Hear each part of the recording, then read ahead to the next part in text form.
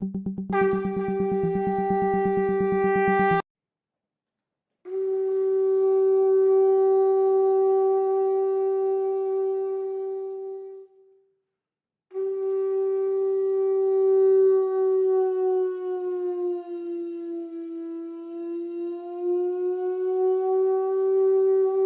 प्रेम श्री ठाकुर जी के श्री चरणों में कोटि कोटि प्रणाम। जगदीश्वरी जगपालिनी पुरुषोत्तम धामिनी प्रणाम तुम्हें नारायणी। परम पूजपात कीर्तिदेव श्री बरदा के श्री चरणों में कोटि कोटि प्रणाम। वर्तमान आचार्य श्री दादा के श्री चरणों में कोटि कोटि प्रणाम। उपस्थित हमारे अध्यक्ष दादा, ऋतिक दादा,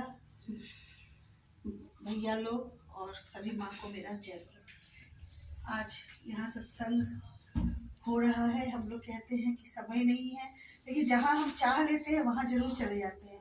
आज इच्छा हुई, चाह लिए तो आ गए, नहीं तो अगर हम बहाने लगाते हैं तो हजार बहाने हमारे सामने आते हैं।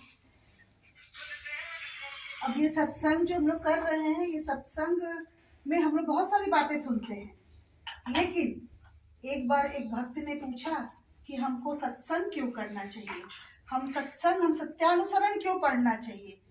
तो जवाब मिला कि जब हम कोई खिलौना खरीदते हैं, चाबी वाला खिलौना, उसके साथ एक पेपर रहता है, उसमें लिखा रहता है कि ये खिलौना कैसे चलेगा। उसी तरह जब हम जीवन में चलते हैं तो सत्यानुसरण जो ऐसी किताब है जो हमारा मार्गदर्शन करती है कि हमको कैसे चलना है। सत्यानुसरण पढ़ लेंगे तो सारी बातों का सार है। तो मैं ज्ञान की बातें तो नहीं ज्यादा बोलूंगी, मैं अपने जीवन से संबंधित आपको बातें बताऊंगी, क्योंकि बहुत लोगों को पता नहीं है कि मुझे ठाकुर जी कैसे मिले, कहाँ मैं ठाकुर जी से जुड़ी, कैसे मेरे पतिदेव जुड़े। तो ठाकुर जी की बात जब हम बोलते हैं तो हमारे व्यक्तित्व से उसको मैच करना जरूरी है, क्योंकि हम तो बोल गए और हमारा व्यक्तित्व उस अनुकूल ही नहीं है, तो हमारा बोलना असर नहीं करेगा। हमारा व्यक्तित्व, हमारा सत्संग हमारे व्यक्तित्व में झलकना चाहिए, हमारे बच्चों में झलकना चाहिए। जब हमारे बच्चों में सत्संग का असर झलकेगा और हमारे व्यक्तित्व में झलकेगा, तब हमारी बातें आप लोगों को अच्छी लगेगी। वरना आप लोग सोचेंगे खाली बैठे खड़े होके लेक्चर ही तो हो रहा है, लेकिन नहीं, ठाकुर जी की बातों को अपने परिवार, अपने बच्चे, सबसे मैच कराना है। मैं आपको बताऊं, ठाकुर जी मेरे लिए ठाकुर जी नहीं है, मेरे लिए वो भगवान नहीं है। जब मैंने आंखें खोली तो मेरे पिताजी भी ऋतिक हैं, अभी भी 90 वर्ष की अवस्था में वो देवघर में रहते हैं, वो ऋतिक है। मेरा जन्म ऋतिक के घर में हुआ है, और जब मैं आंखें खोली तो मैं अपने घर में चारों तरफ ठाकुर जी को ही देखी। तो मैं ये नहीं जानी कि भगवान है। मैंने ब्रह्मा विष्णु महेश को और शंकर को कभी नहीं देखा, घर में ठाकुर जी को देखा। तो मुझे लगा कि हमारे घर के सदस्य हैं, जैसे बुजुर्ग बाबा होते हैं, दादा होते हैं, नाना होते हैं, वैसे चारों तरफ ठाकुर जी का फोटो था। तो हम उनको फोटो देख देख के ही, उन्हीं में हम शिव जी को ढूंढे, उन्हीं में ब्रह्मा ढूंढे, उन्हीं में विष्णु ढूंढे। ढूंढते ढूंढते आज इस मुकाम पे पहुंच गए कि ब्रह्मा विष्णु महेश जान पाए कि सब ठाकुर जी हैं, कि हम दिशा भ्रमित नहीं हुए। क्योंकि हम लोग बचपन से कहते हैं ना, चैरिटी बिगिंस एट होम, अच्छे काम की शुरुआत घर से होती है। जैसे बच्चों को हम शुरुआत करेंगे, हम अपना पूजा कर लेते हैं, लेकिन बच्चों को नहीं जोड़ते हैं, बच्चों को भी जोड़ना पड़ेगा। तो मेरा जन्म ऋतिक दादा के घर में हुआ और धीरे धीरे बड़ी हुई। जैसे यहाँ पे दादा लोग मंदिर के कोई सेक्रेटरी हैं, कोई कुछ है, वैसे मेरे पिताजी दुर्गापुर में मेरा जन्म हुआ। बंगाल में है, वो रहने वाले बिहार से हैं, लेकिन मेरे पिताजी वहाँ इंग्लिश के लेक्चरर थे, वहाँ मेरा जन्म हुआ। और बंगाल में मैं पली बढ़ी, इसलिए मैं बंगला बोल पाती हूँ। लोगों को भ्रमित है, बहुत जगह भ्रम है कि मैं बंगाली हूँ, ये बनारस की है, मुझे बंगाली ही समझते हैं। हमने ठीक है, समझो, अच्छा बात है। और मुझे बंगला इतना अच्छा लिखना पढ़ना बोलना सारा आता है, तो मुझे, और हम लोग की टाइटल भी राय है, तो राय बंगालियों की टाइटल होती है। तो खैर, जब हम बढ़े तो मेरे पिताजी वहाँ सेक्रेटरी बने। वहाँ सेक्रेटरी जब बनाया जाता है तो ऐसे हम लोग मिलके नहीं बनाते थे, वहाँ सेक्रेटरी बनाया गया। तो देवघर से जो आचार्य थे, पितृदेव थे, बड़दा थे उस समय, वो आचार्य थे, उन्होंने मेरे पिताजी को वहाँ का सेक्रेटरी बनाया।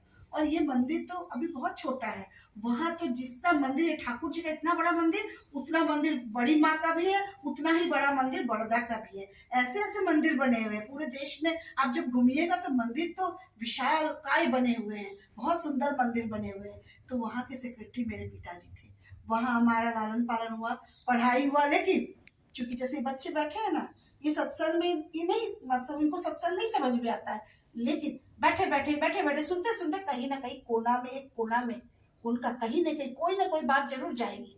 हम लोग के घर में उस समय सत्संग नहीं बोला जाता था, उस समय इसको सीटिंग बोला जाता था। सीटिंग आज कहा जाता था कि आज उनके घर सीटिंग है, ये नहीं सत्संग। देखिए बहुत बदल गया, हम लोग तो बचपन से देखे है ना, तो सीटिंग है तो सीटिंग होता था। तो सीटिंग में अब जब चूंकि वो बंगाल था तो वहां सब बंगला भाषा में, जैसे यहाँ बोला गया है ना कि हिंदी में ज्यादातर करिए, तो जहाँ जो भाषा समझ में लोगों को आती है ठाकुर जी की भाषा, उसी भाषा में लोगों को समझाना चाहिए। तो वहाँ मेरे घर सत्संग होता था। देखिए उस सत्संग में मेरे घर का एक डॉगी था, कुत्ता था, वो कुत्ता स्ट्रीट डॉग था, लेकिन उसको भी देखिए सत्संग का क्या असर होता था। हमारे मोहल्ले में 4-5 घर सत्संगी थे, तो हमारे घर हर थर्सडे को सत्संग होता था, महीने में 2 बार सत्संग होता था। तो वो कुत्ता जब सत्संग, वो ढोलक से बहुत घबराता था, जब देखता था तैयारी हो रही है तो चारों सत्संगियों के घर में जाता था, तो वो कहती थी अरे जाओ जाओ हम लोग आ रहे हैं सत्संग में। मतलब लग रहा कि बुलौआ देने के लिए वो जाता था। मतलब कुत्ता जैसे ही जानवर को सत्संग का असर होता है, ये मैं बता रही हूँ, तो हम लोगों को क्यों नहीं होगा। तो जब आ जाता था तो हाँ जाओ जाओ जाओ, फिर वो आता नहीं था घर में क्योंकि ढोलक बजता था, तो उसको घबराहट होती थी। जब सत्संग खत्म हो जाता था, प्रसाद वितरण होता था, तब वो कुत्ता फिर वापस आता था। तो इतना वो समझदार है। तो हम तो रैशनल एनिमल कहते हैं ना, man is a rational animal, मनुष्य सबसे बुद्धिमान प्राणी है, तो हम क्यों नहीं बुद्धिमान हो सकते हैं। तो हमारा जीवन ऐसा ही है, और हम बड़े हुए उन्हीं के उसमें, सत्संग से कोई लेना देना नहीं था। लेकिन चूंकि बच्चे थे, सुनते थे, उसमें मोबाइल भी नहीं था कि बच्चे को फंसाने के लिए मोबाइल दे दे, सुनना ही पड़ता था। इधर खेल रहे हैं उधर खोल रहे हैं। दुर्गापुर जैसे शहर में इतना ज्यादा विकार था, जितना एडवांस है उतना ही विकार। वहाँ हर तीसरी लड़की, हर चौथी लड़की 10वीं में 11वीं में वहाँ काली बाड़ी में सत्संग, काली बाड़ी में शादियां बहुत करती थी, भाग गई, शादी कर ली, ये कर ली, वो कर ली। लेकिन वैसे कॉस्मोपॉलिटन सिटी में इतना वो सिटी हाई फाई था, वहां रहते हुए भी हम लोगों का भटकाव शुरू होता था। तब हम लोगों के दिमाग में ठाकुर जी की शादी विवाह प्रथा, प्रतिलोम अनुलोम खटकने लगता था। ये प्रतिलोम है, ये अनुलोम होगा, प्रतिलोम हो, तो इतना ज्यादा बैठ जाता है। इसलिए कहते हैं कि घर में सत्संग करे या ना करे, लेकिन बच्चों को शाम को तो प्रेयर में बैठाना ही चाहिए, मतलब ताकि उनका भविष्य धीरे धीरे वो सुंदर हो। वो ये नहीं कि माला ही जपना है, सुंदर जीवन के लिए। तो हमारे जीवन में ठाकुर जी ऐसे आए। मेरे पिताजी बोलते थे कि ठाकुर जी लड़कियों के कंधे पर सवार होकर सब जगह जाते हैं, उसकी रक्षा करते हैं। ठाकुर जी ने हम लोगों की रक्षा की है। मैं शादी होके आई देवघर, फिर हम लोग आ गए। मेरे पिताजी ने इंग्लिश के लेक्चरर थे, उन्होंने बड़दा के कहने से 7 साल पहले ही वीआरएस ले लिया। तो हम लोग देवघर आ गए। देवघर आए तो फिर वहाँ हम लोग की पढ़ाई लिखाई शुरू हुई। हमारा सोस्तैनी हुआ, जो पहले आचार्य देव थे उन्होंने हमें सोस्तैनी दी।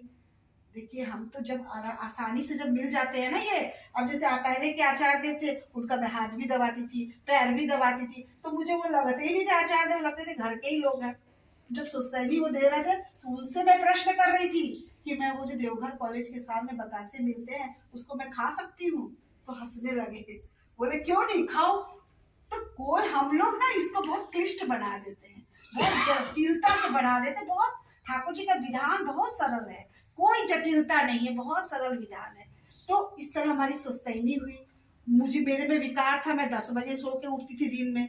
तो उन्होंने प्रिंसिपल को बोल के, सत्संग कॉलेज था उसके प्रिंसिपल भी ऋतिक थे, उनको कहा कि ममता का रोल नंबर 1 कर देना।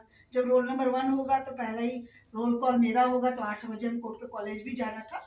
तो ऐसे ऐसे वो परिवर्तन करते हैं जीवन में, और हमारे जीवन में ऐसे परिवर्तन हुआ। और मैं जब बड़ी हुई तो मेरी शादी की चर्चा हुई, तो मेरे पिताजी जब गए, देखिए गंभीर विश्वास से सब कुछ संभव है, विश्वास करना पड़ेगा, बिना विश्वास किए नहीं होगा। जब मेरे पिताजी हम लोग की कुंडली लेके गए, उस समय मेरे पतिदेव को कोई नौकरी नहीं था, कुछ नौकरी था, बीएचयू में पढ़ते थे, पीएचडी कर रहे थे। उन्होंने कह दिया कि हाँ लगाओ लगाओ शादी लगाओ। अरे शादी लगाओ, कितना प्रश्न आया कि हमारे परिवार ऐसे है, एक बेरोजगार लड़के से शादी हो रही है, पूरा देवघर से वाराणसी में शादी हो रही है, इतने दूर। लेकिन हम लोग ठाकुर जी से जुड़े हैं ना, तो हम लोग के मन में ऐसा कोई प्रश्न ही नहीं आया। जब आप विश्वास करेंगे तो कोई प्रश्न नहीं आएगा। नहीं आया तो शादी हो गई। जब शादी होके हम आ रहे थे बनारस, तो आचार्य देव को जो प्रणाम करने गए तो बोले ममता विशालका यूनिवर्सिटी में कुछ नहीं बोलना, 1 साल। बोले 1 साल के बाद? बोले 1 साल बाद तो तुम्हारी आदत पड़ जाएगी। तो नारी नीति का चैप्टर है। अब बड़ी माँ बहुत कम बोलती थी, कुछ नहीं करना है, ज्यादा कुछ बच्चों में ज्ञान भरना नहीं है, बस यही छोटी छोटी बातें, मधुर बातें, एक चुप रहना, धैर्य से रहना, इतनी सी बातें ही सीखनी है। और जहाँ मैं थोड़े 4-5 ही लोग घर में थे, वहाँ मैं विशालका यूनिवर्सिटी में आई, 20 लोगों का परिवार, 20 लोगों के परिवार में कैसे शक्ति मिलेगी ये सब काम करने के लिए। और उत्तर प्रदेश का वो शहर, वो गांव जहाँ 24 घंटा इतने घूंघट में रहना पड़ता है, वो कहाँ शक्ति मिली। वो हमारे ठाकुर जी नहीं थे, हमारे घर के सदस्य हैं, बुजुर्ग सदस्य हैं, और इनके कहे अगर पथ से चलेंगे तो हमारा जीवन सुंदर होगा। उसके बाद मेरे पति को हमने जाजन ही नहीं किया, हमने तो अपने ठाकुर जी को वैनिटी बैग में रख के ससुराल आई थी। जब इष्टवृत्ति करती तो लोग कहते कि जादूगरनी आई है, बूढ़ा बूढ़ी का फोटो लाई है, बैग में रखी है, सबको नष्ट कर देगी। यही बूढ़ा बूढ़ी सही में जादूगर है, मेरे जीवन में जादू ही कीजिए। मैंने कहा था ठाकुर जी इस पूजा की अलमारी में आप अपना स्थान लेना, मेरी हिम्मत नहीं कि आपको निकाल के रखूं, क्योंकि ये तो सारे हैं, यहाँ तो 34 करोड़ देवी देवता यही बसते हैं, आपको फेंक देंगे। ठाकुर जी साथ साथ रहते ही है, वो वैनिटी बैग में ही बंद रहे, सिंगार बॉक्स में ही। एक दिन मैं देखी मेरी सास सिंगार बॉक्स खोल के ठाकुर जी को आसन पे सजा रही थी। जब आसन पे सजाई तो शक्ति मिला ना, मुझे भी शक्ति मिला, और मुझे लगा कि ठाकुर जी सही में साथ में है। उसके बाद मेरे पतिदेव बोले कि मैं दीक्षा लूंगा। मेरे वहां गए मायके में तो मेरे पापा से बोले, तो पापा बोले 2 होता है, एक सोस्तेनी होता है, दीक्षा होती है, तो बोले मुझे दोनों ही दे दीजिए। तो 5 महीने के अंदर इन्होंने सोस्तेनी और दीक्षा दोनों ही ले लिया, दोनों ही ले लिया। तो ये मेरे लिए और भी अच्छा था। अब कहते हैं ना कि हम सोस्तेनी लिए, हम ससुराल में कैसे रहेंगे। आचार्य बोले ऐसा नहीं करना, और ज्ञान नहीं देना है। प्याज तो ठोक के उसमें दाल में पड़ता ही था, लेकिन दाल से प्याज निकाल के भी वो पी लेते थे। ज्ञान नहीं देना है, उसको करके दिखाना है। यही सत्यानुसरण कहता है, हमारा मैनुअल है कैसे हमको चलना है, कैसे हमको जीवन पथ पे आगे बढ़ना है। और मैं उसके बाद मेरे पति का दीक्षा हुआ, उसके बाद मेरे पिताजी ही दिए, उसके बाद तो धीरे धीरे हम लोगों का ट्रांसफर होता गया। फिर मेरे पतिदेव को 2-2, 3-3 सरकारी नौकरी लगी, एक छोड़ा दूसरा पकड़ा, दूसरा छोड़ा तीसरा पकड़ा। जहाँ बेरोजगार से मेरी शादी हुई थी, आचार्य देव के आशीर्वाद से। हम लोग आशीर्वाद लेते हैं ना, लेकिन विश्वास नहीं रखते हैं। अगर आचार्य देव कह देंगे कि उससे शादी कर लो, तो मेरे पिताजी उसी से शादी कर देंगे। एक बेरोजगार युवक से मेरी शादी हुई थी। तो वही जमीन तैयार करते, हमारे वश में कुछ बात नहीं है, तो हमारे जो हम खड़े होके बोलते हैं उसको हमारे चरित्र में हमको दिखाना पड़ेगा, बच्चों में दिखना पड़ेगा। ज्ञान देने से कुछ नहीं होगा, ज्ञान देने से जब तक हमारे चरित्र में वो नहीं बात आएगी तब तक हमारा ज्ञान अधूरा है। उसके बाद मेरे पति तो ऋतिक बन गए। आज वहां भी उदाहरण दिया जाता है उदाहरण। आचार्य देव कहते, लेकिन आचार्य देव ये भी कहते हैं कि ममता से ज्यादा पुराने उसके पति दीक्षित लगते। उनकी नजरों से किसी का छुपा नहीं है, किसी का व्यक्तित्व छुपा नहीं है, सबका व्यक्तित्व वो पहचान लेते हैं। सिर्फ बड़ी बड़ी बातें बोलने से नहीं, वो करना पड़ेगा। और सबसे बड़ी बात है, ठाकुर जी को अगर देखिएगा तो अगल बगल आपको कुछ नहीं दिखाई देगा, कौन क्या बोल रहा है, कौन कहाँ चल रहा है। सीधे एक लाइन में चलते रहिए, कांटे आते जाएंगे उनको हटाते रहिए, लेकिन ठाकुर जी के एक दिशा में चलते रहिए, ठाकुर जी को केंद्र मानकर चलते रहिए, और हम लोग विचलित नहीं होंगे। लोग आएंगे जाएंगे, कितने लोग आए कितने लोग चले गए। कहते हैं ना कि शिव जी तो धतूरा पीते थे, भांग खाते थे, शिवरात्रि में सब भांग ही खाते हैं, लेकिन शिव जी ने हलाहल विष भी पिया था, और उस विष को उन्होंने गले के नीचे नहीं उतारा था, गले तक ही रखा था, इसलिए उनको नीलकंठ बोला जाता है। हम लोग की शक्ति है, पानी का एक बूंद तो हम लोग कंठ में रख ही नहीं सकते हैं। तो शिव जी को बनने के लिए हमको हलाहल विष पीना पड़ेगा, खाली भांग और धतूरा से नहीं चलेगा। तो यही हमारे जीवन की कहानी है, और आज हम यहाँ तक पहुँचे हैं। बस ठाकुर जी हमारे जीवन के आधार है। और आप लोगों को पता है कि मैंने एक समय ऐसा देखा था, 2015 की बात है, जहाँ ब्रिजमोहन नर्सिंग होम ने मुझे मृत घोषित कर दिया था कि अब आप लोग इनकी तैयारी करिए। तो वहाँ से भी मैं बच के यहाँ आई हूँ, और 8-10 साल से मैं खड़ी हूँ। तो बस सिर्फ और सिर्फ एकनिष्ठ रहिए, ठाकुर जी पर इतना अगाध भक्ति रखिए, दुख सुख आता रहेगा और हम लोग चलते रहेंगे। दुख आके हमारा कुछ भी नहीं बिगाड़ेगा, तो हम लोग ऐसे ही चलेंगे और ठाकुर जी को नियम को हम लोग फॉलो करेंगे, तो निश्चित तौर पर हमारा जीवन सुंदर होगा, सुखमय होगा। और बच्चों को जरूर जोड़े, अपने पूजा से बच्चों को जोड़े और शब्दों पर विशेष ध्यान रखे। ठाकुर जी बड़ी माँ ने कहा था, बातें करना गुड़ के जैसा, रहे देह लिपटाए, बड़ी होने पर भी मीठी बातें उल्टी दिशा में धाए। तो ये सारी बातें अगर हम मान के चलेंगे तो कौन हमारा कुछ बिगाड़ सकता है। सभी की मंगल प्रार्थना करते हुए मुझे समय देने के लिए बहुत बहुत आभार।